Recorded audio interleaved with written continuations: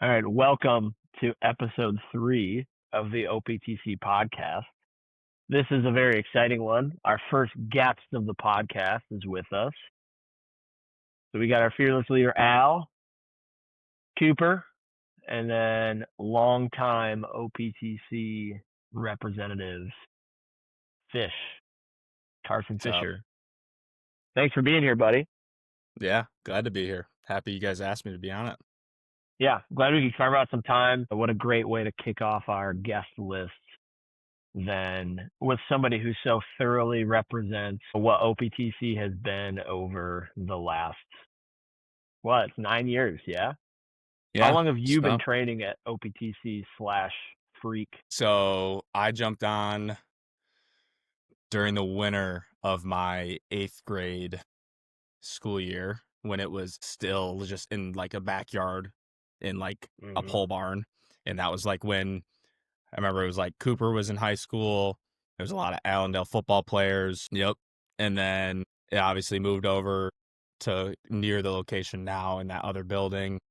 And I trained there throughout the beginning of my high school career, and then really got involved with like the 3 sports, and I was training for these other sports, like I'd say like at school through like the strength training classes, but then I knew I like needed more, so then I jumped back in the summer of 2020 when I was really pursuing baseball at the next level.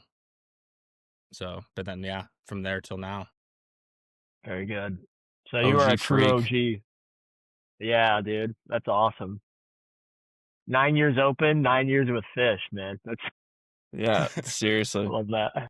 No kidding. Only the real ones know what you just did. Yeah, the old We'd flash that in the middle school hallways. Really? That's crazy. We got to bring that We back. did We got to too. come up with a sign. Can we do Our like an kids can identify OPTC each like other. with our fingers? Like an OP, like can someone? Yeah. No. I'm gonna get Reed on that immediately. Yeah, Reed will be able That's to figure it out, brother. Yeah, no doubt. That's a hard head shake from Alex. No. All right.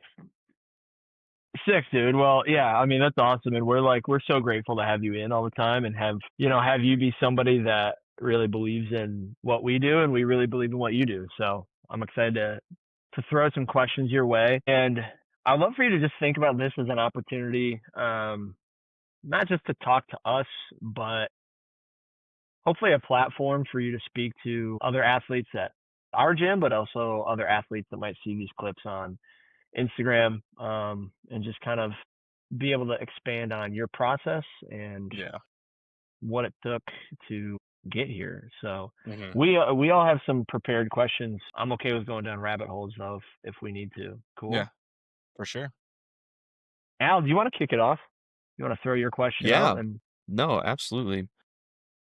Fish, you have been just a multi-sport athlete for so long, and like I think the interesting thing about you and is how you're older than the majority of the people we have in the building now, but you're not that much older. You know, it's not like you went like me and graduated high school in 2010. Like, yeah, things were a little bit different back then. Like, I still don't feel old, but you're very not old in the sense that the way that like youth sports and the way that developmental sports now like have been rapidly changing, you still got even a good amount of that like intra and post COVID where you're starting to see like how things have really shifted around. But yeah, like I said, like perennial, like year round athlete, like you played 3 sports, middle school, like elementary, like high school. And throughout that whole process, were able to perform. Like you weren't necessarily like on some of your other sports, like the best guy on the team, but you were a key contributor. You were a guy who like, I mean, you're 6'4", you're a Hudsonville basketball player, you know what I mean? Like you were a Hudsonville football player. And then, yeah, baseball was obviously the main thing for you. But I mean, when it comes to just, I mean, a question, you built a whole career of athletics, like on unwavering consistency. And what I mean by that is you, throughout multiple sports, throughout multiple lessons year round and practices and game schedules and all that stuff, you were so consistent with your training. Like even if it was just 2 times a week, it was just clockwork. We knew we were going to see you that week unless you were literally traveling out of town. It's like you were going to be there. And like through every level of play, like year after year, like in or out of season, like you were just going to be there. Like even in baseball season, when you knew you were going to start, you knew you were going to get in, like you had days you came in and you got after it. So I guess the first question I would ask you is, when did you decide that training was going to be like, when did you decide that training was going to be an essential part of your development and as an essential part of the success for you as a player? So obviously, like, in and out of training, with 3 sports and going to optimal. When I jumped back on, I believe I was going 3 days out of the week, and I think that was more catered because I was playing travel baseball. So obviously gone on a few weekends out of the summer, so didn't want to do 5 days out of the week because that would have been like, we would have been doing not too much, but it's like it wouldn't have been worth it. So we were doing 3 days out of the week, and it really didn't really hit me till after I finished my high school baseball season, because that summer it wasn't playing that many summer baseball tournaments like with Diamonds baseball. I was more getting ready for Davenport University. I was more getting ready to go to my first collegiate fall season, and I was doing 3 days, and then I was like home on like those like Tuesday, Thursdays, and I was like, I could be doing more right now. Like I miss being at the gym. Like this, like I just could have been doing more. So then I went into the office. I was like, hey, could I start coming 5 days out of the week? And they're like, you guys were like, yeah, absolutely. Like, come on in. But no, I mean, I think that just is because I loved being in the gym. I loved the vibe. I loved, like, me and Alex, we've talked about it, moving the needle just each day. Like, I liked having that feeling of, okay, we got 1% better today. We figured something out. Like, but I just love competing, and I love the competing aspect of like playing sports. But in a sense, I think I like the off season more because I know I can get better at things. It's fun to go compete, but I feel like to me it's more fun to get better. So then playing is fun as well. Like, I don't know. So Yeah, there's such like a mental piece to that where if you are somebody that knows what it's like to put the work in long term and then reap the rewards, then that whole cycle now becomes like something you look forward to, not just the competition, but it's like, oh, next off season, like I get to get better again and then go play and reap the reward. And the whole thing is fun now. And I think for a lot of like younger kids that like just like haven't put a lot of time in the gym in the off season, like they haven't felt that direct correlation yet. And so the motivation might just not be there. And like, it probably just took one really good off season for you to make that click, right? yeah. I mean, I said it earlier today to one of my buddies when I was throwing that, like, I feel like every single offseason I came back to the gym at Optimal, I saw the improvement. Like when I would go back to playing sport, like when I was in high school, I was maybe hitting 87 miles an hour. And then I had my first real like off season, not playing 3 sports, got full winter that I was like, all right, I'm going to hit this hard, go back to the winter session at Davenport and go to live at bats.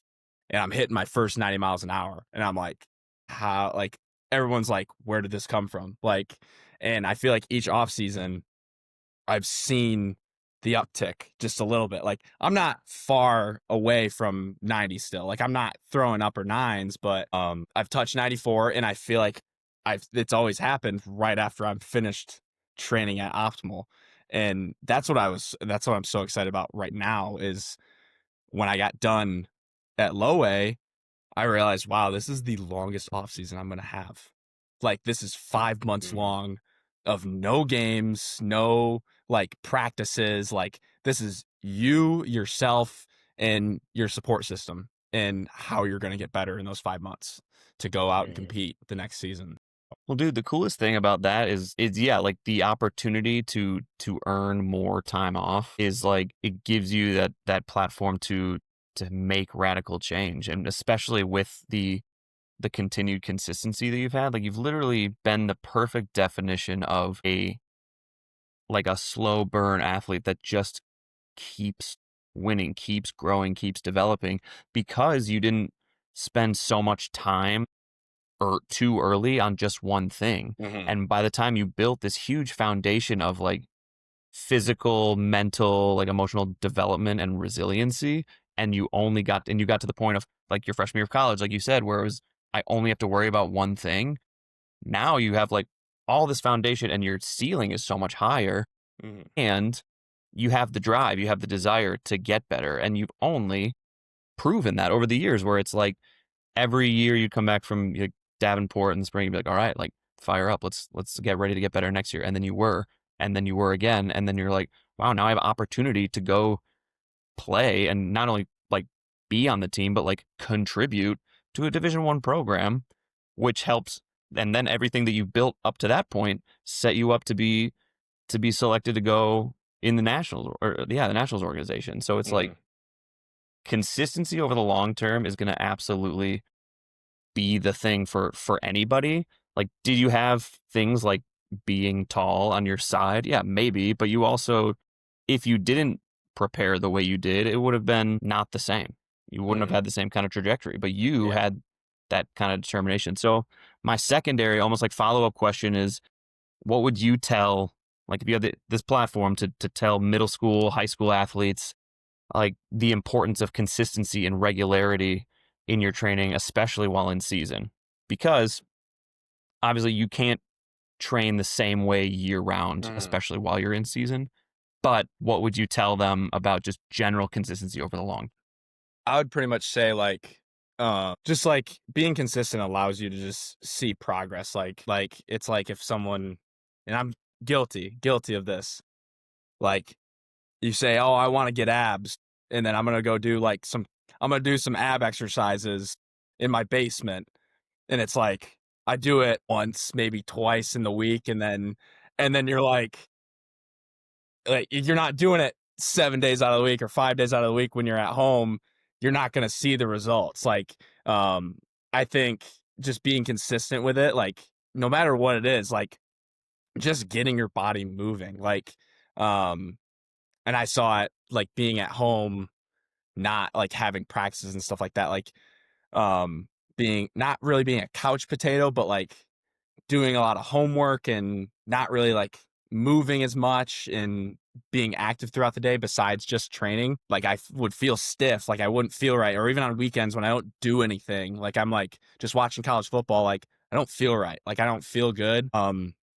And that's where I just like, even just like swinging a golf club in the basement, like just getting myself moving. It's just consistency of like getting in, doing work. And I think coming into the gym, you guys are willing to do whatever. Like if a kid comes in and says he's wrecked from the game that he played the night before, or he twisted his ankle like in gym class or whatever, like you guys just want to see their faces. Like you don't care if they go put up a ton of weight on the bar. You just want them to get in the gym, see their faces, see how they're doing as a person, and then see what you can do to help them. So you guys just want to help any way you can. And I think that's what makes you guys so great. Clip that. Gassing us up. Thanks, buddy.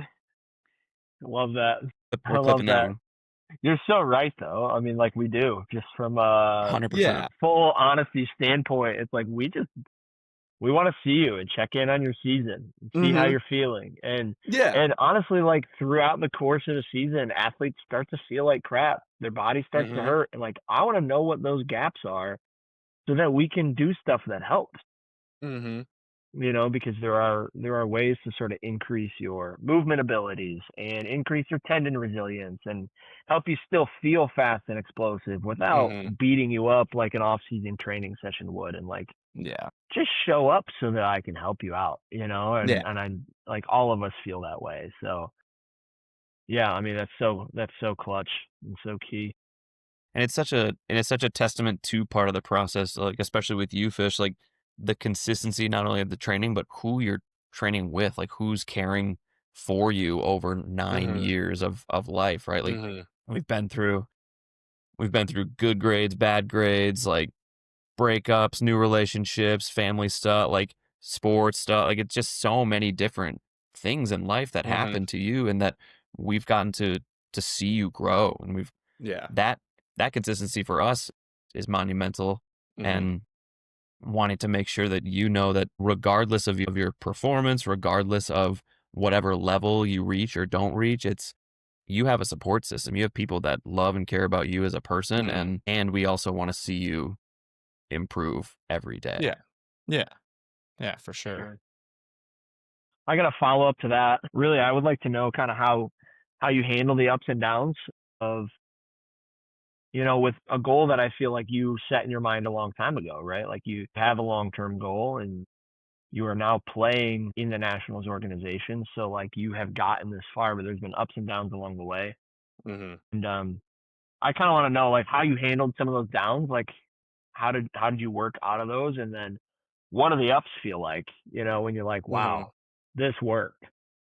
Yeah. I mean, I've always like, I don't want to like put a chip on my shoulder, but I'd always consider myself an underdog just because, like Alex said, like I wasn't the quarterback. I wasn't like the star-studded receiver, or I wasn't the point scorer in basketball. And even pitching, I just went out there and did my job. Like I wasn't also stepping up to the plate and hitting home runs. So I always considered myself an underdog. And I even got told going to Davenport was a mistake. I was told that they bring in 25, 26 pitchers, and you're going to be 24, 25 on that list. And I really took that as, wow, okay. Like, and that's how I was treated. I was treated that way when I got there. Like it was COVID time. So we had a bunch of guys that were 5th, 6th year guys, and just like normal college life, the older guys don't give you the time of day when you're a freshman. So you got to earn that. You got to earn that by how you play, not by what you say to them or how you act or what you do off the field with them. But I would say, look, when I think about this question, I think about my first college outing. And my first college outing, we go down to Alabama. We lose 2 games to a team from Michigan that we should have easily beat. We lose 2 games right off the bat to them. But I'm supposed to be like a second starter, like be like the second guy to do like long relief after the starter starts game 3. And me and this guy were like, we got to win this game. Like, we got to win this game. I go out there and I mow. Like, I pitch very well. And that was good, but it was also like, it gave me confidence. But that at the same time, one of my coaches there gave me this like analogy. I kind of get it, kind of don't get it still. But he said it to me after my second outing, because my second outing was good, but it wasn't as good as my first, because I gave up a home run. First, it was a grand slam. It was my first college home run that I gave up, and it came at a terrible time. And he said, your first college outing, that was really good. That was the fork. And now that, like, anything after that, that's not as good as that, that's the spoon. Like, it's not as sharp. Like, it's just not as good. So you're always trying to like make, like, top the fork. Like, it's not as sharp, whatever, but you're trying to make it better. But like, you can't chase that. You just got to just do work day in, day out. But I think another time facing the lows was like going to Miami, and I got to face these Division I hitters, and I had success. But dude, shout out to Max Galvin, my former teammate. This lefty, he owned me. Like, they still can, like, when I go back there, they still say I'm his son. Like, they still say that. He probably was batting 800 off me in the at-bats that I faced him. But like, they didn't stop me. Like, I just had to keep reminding myself, I'm there for a reason. Like, there's a reason why I've gotten to this point. There's a reason why these coaches believe in me. There's all this work that I've put in to get to where I'm at. And even then, it still wasn't easy there. Like, there was a point in time I was in timeout. I was literally in timeout. I went on a road trip, and I didn't even get told to go down to the bullpen. Like I was in the dugout the entire time. My family flew down. I had family in North Carolina that drove to Chapel Hill to watch us, and I didn't even get a look to like go down to the bullpen. So like going through those ups and downs, I think I revert back to, you're in this place for a reason. You've put the work in. These people around you believe in you, but you just got to have fun, relax. Like you just got to revert back to why you got here and how much work you put in. But yeah, I mean, it's you're just going to have to get out of those sometimes. I don't know. I was going to say something else, but Yeah, I mean, I remember. I feel like you had a couple really good weeks kind of to kick the season off in Miami, and then I was tracking most of your games, and your ERA kind of like spiked a little bit, and Yep. you were giving up a decent amount of hits, and they were kind of putting you in tough situations. And like, yeah, I remember when that happened, and I think when you came back after the season, you mentioned that you just knew who you were as a pitcher, Mhm. and you needed to not worry about changing that and just figure out how to leverage your strengths better and just be patient with that. Mhm. Yeah. And I feel like that, that pays off where like you trusted yourself and didn't scramble to try to like overhaul or change anything and just Yeah. trust that long-term process that you put in, Yeah, like, I mean, I started out pretty well, and then they were like, all right, we need to like, this guy can like shut the door on some guys. And I knew that wasn't really my game. And like, I started doing too much, and I started going away from who I am and why I got here. But in the end, Fastball gets flat. yeah, the sinker stays at the top of the zone. It's not going to sink, just catches barrels. But no, I mean, like, I really had a heart-to-heart with my head coach when I was at Miami. He was a sinker baller as well, and he caught me daydreaming when we were at a stadium, because I was just like, I've never seen all these big stadiums before, so I'm just like taking it all in. And he like comes up to me and like smacks me around. He's like, "You daydreaming, sweetheart?" Like whatever, just giving me some crap. And I was like, "No, I'm just taking it all in." And he was like, "What? This place stinks. Like whatever." And I go, "Come on, man. Like, played Division II baseball. I didn't play at these stadiums, like whatever." And he remembered that. Like weeks later, after I'm in timeout, like I'm not pitching well, like whatever. I have a bullpen. It's not even a good bullpen. He's just there watching, and we're trying to hammer out things and just get me back to what I was good at doing. And he has a heart to heart to me with after, and he's like, I hated when you said that statement. You're like, so what if you did that? You're a Hurricane now. Like, you're a part of the Canes family. Like, you belong here for a reason. So you need to go out there and pitch like that.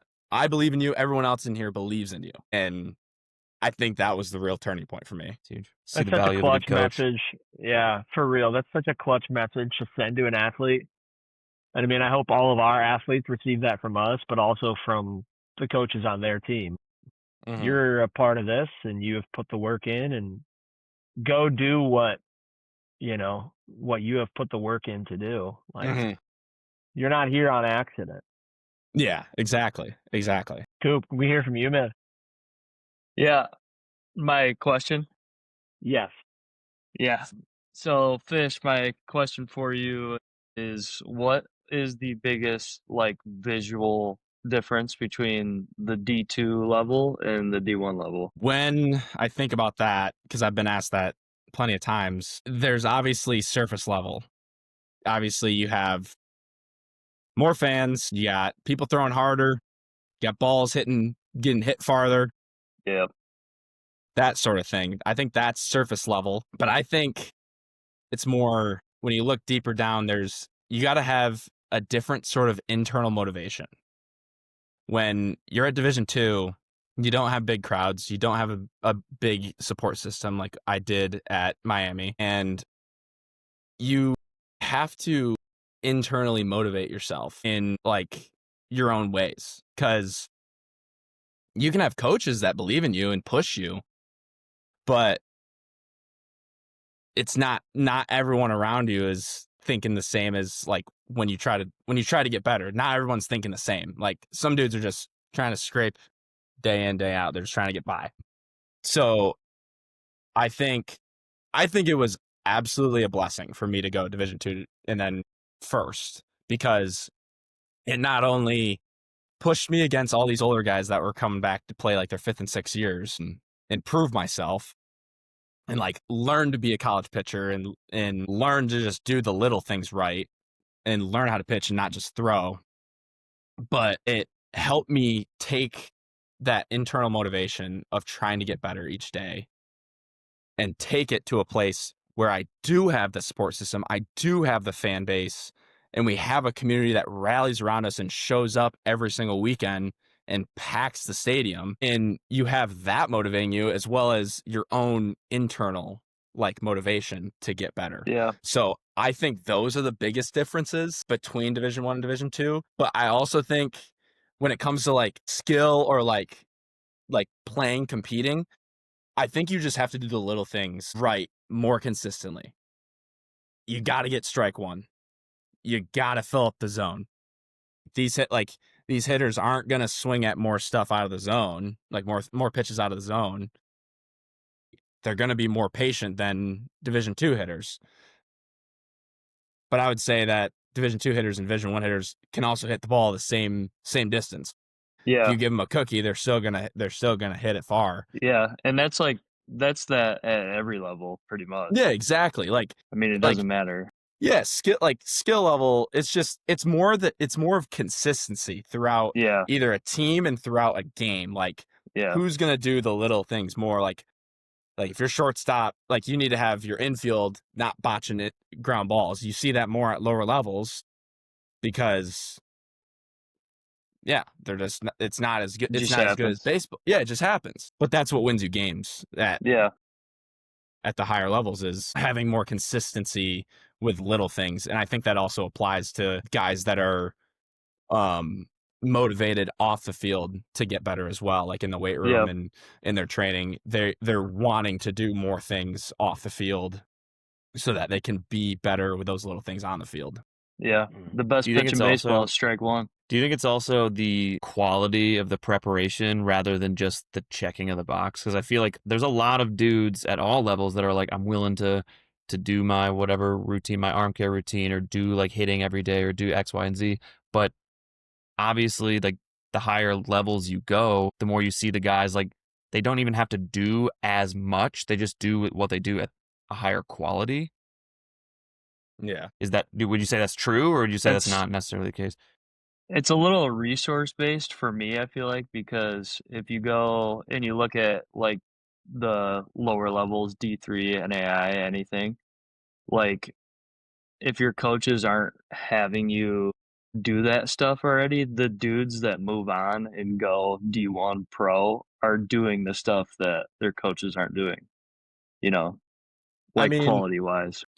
I mean, to be honest, like we didn't really we had guys that like we had the equipment to take care of ourselves. Excuse me. We had the equipment and stuff necessary, the resources, the people, but you also saw a lot of guys that just didn't do it. Like we had the cross symmetry bands. We always had those by our bullpen, and that was part of your routine. You're supposed to either hit block A or block B on certain days, and guys just pass by it. It's just if you're willing to do it.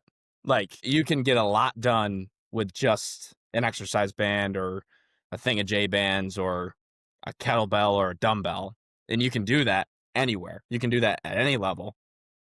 I think and you can have all the fancy tools at the higher levels. It's just whether or not you want to apply yourself to it. Yeah. So yeah, I feel like, sometimes once you get to whatever, that next level is that you anticipated. So for some kids, it's literally just, varsity on high school. For other kids, it's college, whether it's D3, D2, D1, NAIA, whatever. But once you get there, if you're the person that's like, well, now I'm here, I guess I'm just going to just be here. Those are the guys that just they don't do that extra work, right? And and I guess that's fine. Sorry, go ahead. No. I was just gonna say that's something that I actually noticed. when I got to Division I, I thought, like, overall, yes, people are gonna people around you are gonna push you more because they're better and you want to be better than them. But at the same time, you have all these freshmen that come in that were either almost high school draft picks into the MLB draft, or because they turned out there wasn't enough money, or they've been committed for 5 years since they were an 8th grader, like whatever. They come in and they're like, all right, I'm here. Like, I'm at the University of Miami. Let's go. Like, and they learn the hard way. I think they learn the hard way. So it's like, you definitely have like more, like, people are pushing each other more at that level because the talent is better, because you want to be better than each other. But I think it also, there doesn't change. Like, people show up and they're like, all right, I'm here. Like, I've made it. Like, it doesn't change at any level. Like, you see that, at the pro level too, I think. Well, and you're a guy that, I mean, you said it, you rolled into Davenport expecting to be like number 24, number 25 on the pitchers list. You know, you certainly could have just sort of expected, like, well, I'm playing D2 college ball, like, that's good enough. That's as far as I'm going, right? And maybe you did think that. I don't know. Like, maybe there's a part of you that thought, like, this is probably it.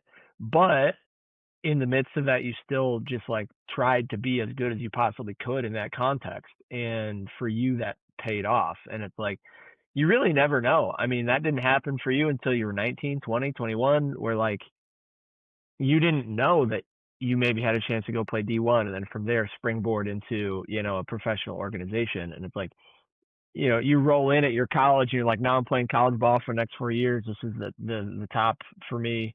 So I'm just going to hang out here. And it's like, well, what if you actually just tried to be as good at college ball as possible? What could happen from there? Like, you could do awesome things, or just feel good about being as good as you possibly can. Like, that's also valuable. Yeah, just being the best version of yourself. I think that's the best message I can give anybody, whether it's a pitcher or an athlete. Be the best version of yourself. Don't be someone you're not. I wouldn't say I walked into Davenport like, all right, I'm at 24. I think I'm just going to stay here and chill out. Like, no, I didn't think I didn't think that. But when it came around to the season and I'm like, okay, like, I had that first outing where I was like, we had 6 starters. We didn't really have our 3-4 starters sorted out yet.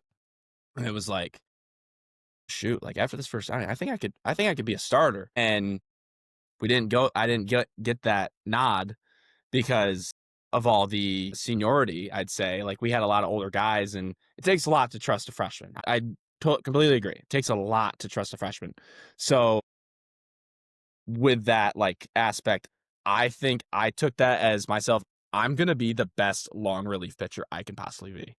And I think I did that. Like, through 55 innings I think it was like 22, 23 appearances as a freshman. First off, 55 innings out of the bullpen is absurd. Like, whenever I tell that to anybody, they're like, what? This past year at Miami was the least amount of innings I threw. And that's because we played more matchups. Like, I was still long relief, so to say, but we were playing more matchups because these games mean more. Like, we had more lefties to go to after me. We had like a power, like, I was setting up for a power arm after me. So it wasn't like they didn't want me to throw. We had a game plan. So, but at Division II, it was like, I'm going to be the best long relief pitcher I could possibly be. And I loved coming into games. Like, it's like, okay, like, starters get a little shaky. It's like, all right, it's 4th, 5th inning. Let's go 4 innings. Let's close this game out. Let's just go the rest of the game, and maybe let's bounce back on Sunday's game. We can get like an inning or two in, like, and that's what I did, and I loved it. So yeah, that's dope.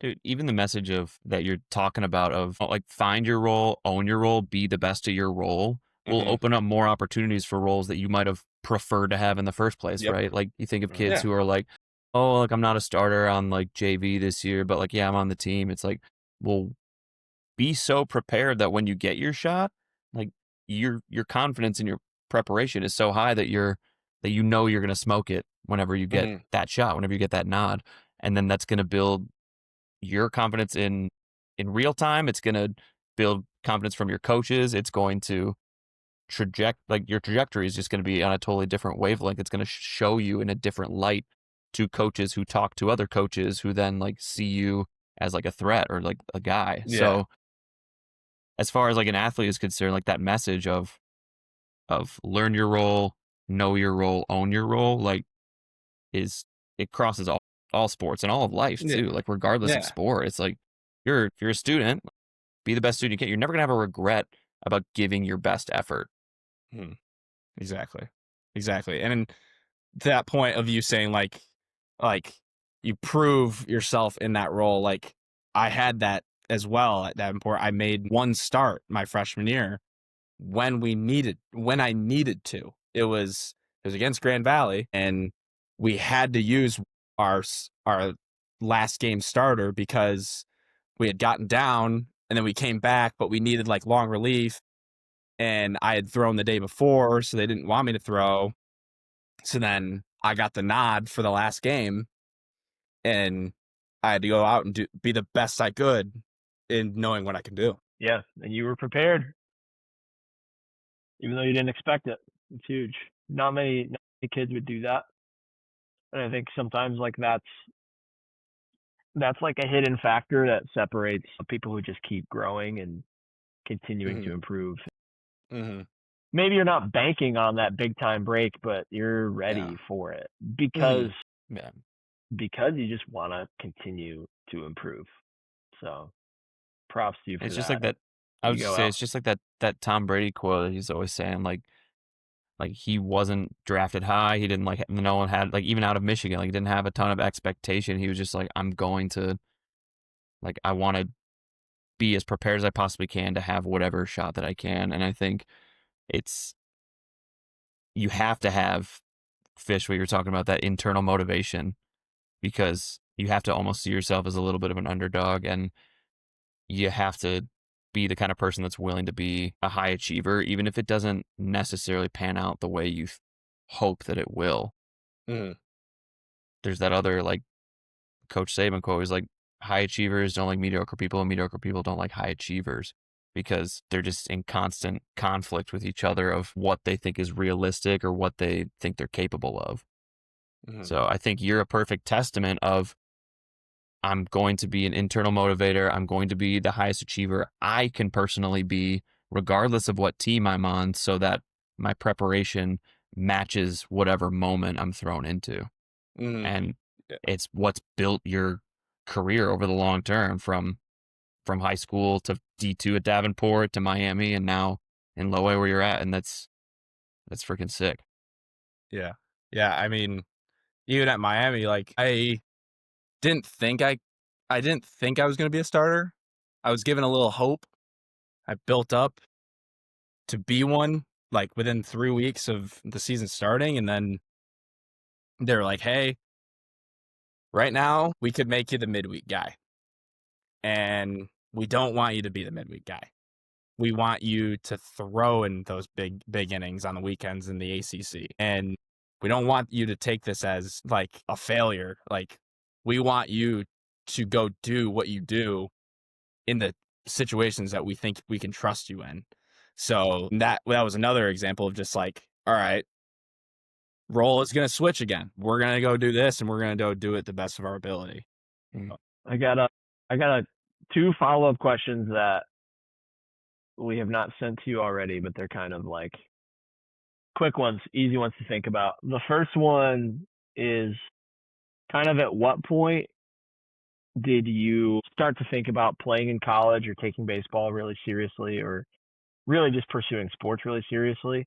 And what do you think just felt different about that you really wanted to commit to the process more than anybody else in your grade level? There were probably very few kids that were as committed as you were. I would say I didn't really know what I wanted to do till maybe I was 15, 16. like I was just having fun playing sports. Like I love playing basketball. Basketball was not my favorite though. I loved playing football. Like I loved the energy. I loved the nature of it. I loved the community that we were in, that I grew up in, that supported the football program. But I think, what was that second part of that question? Basically, like, why do you think you were able to be more committed and put more work into the process than other kids in your grade level? I think at a very young age, I was much about like, it wasn't about it wasn't about status. I think it was more just about, I loved I loved having fun. Like I just and that's how I liked having fun. Like I wasn't like the um go like I wasn't like to go do other things other than sports. Like sports is what I'd like, play sports video games, like that sort of thing. Like just being in sports and having fun throughout it, but also seeing like building block, like each year getting better, really I think is what like sent my love for like playing sports and trying to go play at the next level, like apart from other people. Yeah, I mean, you started to sort of maybe realize your dream and like things got serious where you're like, oh, I'm looking at colleges and I could be really pretty good at this. Do you feel like that changed how fun it was for you, or did you like just kind of lean into that still? I'd say it was stressful. Like I was at a terrible time for recruiting. Like really thought I was going to go to junior college. Seemed like the best opportunity. But then I really I went to my support system and just asked them and wanted to get their thoughts, and pretty much landed on Davenport because if I went junior college and ended up back there, because they like to go get junior college guys. If I ended up back there, I'm probably not getting this offer. I'm probably getting less. And then B, I really was more concerned about my future. I was more concerned about education. If I went to Davenport through Hudsonville, which Hudsonville and Davenport, a lot of area schools in Davenport are very educationally like connected. I would have gone in as a sophomore, which I did. And I saw it as an opportunity too, because it was like, I'm going to set myself apart from others academically. I'm going to be a sophomore, try to get this degree quick, which I did. I did it in 3 years. And I think that also opened up my opportunity at Miami as well, as I was going to be a grad student, which is a better scholarship opportunity. And like they go after more seasoned guys. Like they want to get seasoned guys in the portal. They don't want guys that haven't played. So no, I mean, I wouldn't say it like weared me down. I'd say there was times where I was like stressful, like to think about not to know what next year's going to look like or where I'm going to live or whatever. And I think just going back to having fun is just all about what it should be. I think people get caught up a lot with making sports too business-like and not like it's a kid's game. It's the children. I think it needs to be reminded to like guys like me and like other guys that play at like high levels that, hey, we're blessed to play a kid's game every single day. Like this is awesome. Don't stress yourself out. Go out there, play loose. You're here for a reason. Go do what you do. Yeah, I like that because Heck yeah. that actually kind of doubles up on something we talked about in episode 2, where you realize the commitments that you make can sort of just be treated as like a game that you can just enjoy and win. And sometimes the people that recognize that and are just maybe a little more free in the way that they approach their training. And maybe you had just less pressure on yourself in terms of baseball, even in that stressful season. That helps you succeed anyways. My final question would be, what is your least favorite or most brutal thing that we've ever made you do at the gym? Well, we could go down different routes. I think the first route I'd go would take me back to the old Freak Factory days. And it actually upsets me that I don't see younger kids doing this. Oh, maybe we will now. Resentments. The push-up ladder. Yeah. On So the block, on on the on chest the blocks, the boards. yes, the boards that go Yeah. up different levels. You had to go up the board. Yeah, you'd go up the board and then back down the board. And I think you had to do like maybe that twice in a set or something. But those were some brutal times to me. Yeah. I don't know. It's tough to say like now because I feel like we do a lot of specialized stuff since I'm older. Like, we're trying to get better, but we're also like not trying to destroy me. We're just trying to get me better at what I do. But I'd probably say something along the lines of the like isometric like lower body stuff is pretty brutal to me. I mean, I'm a long limb guy. Anything with the legs, I gotta go down far, whether it's deadlift or squat. But yeah, I mean, sleds can also be pretty brutal for me too. Yeah. I don't know. You get a lot of that too. A lot of ISOs, a lot of sleds. I thought you were gonna say doing anything less than 3 recovery days a week was brutal. Dude. Throwing shade. Title of the podcast. Title of the pod. Low day Podcast. fish. Is it number 3? Third podcast? Yeah. Podcast number 3. Special guest, Low Day Fish. There you go. That's hilarious. He's only hitting 2 of them right now. 2 low days. Yeah. And they're tough. They're tough low days, I think. Thanks for coming Fish, on. thanks for being This has on, been brother. fun. No, thank you guys. It was fun. A lot of high value content for our young athletes. Most definitely. We're gonna hang it up, and I will see you in an hour and 15 minutes to get all the way after it for training. That'd be 2:15. 2 hours and 15 minutes. 2 hours and That's 15 on me. minutes. Nice.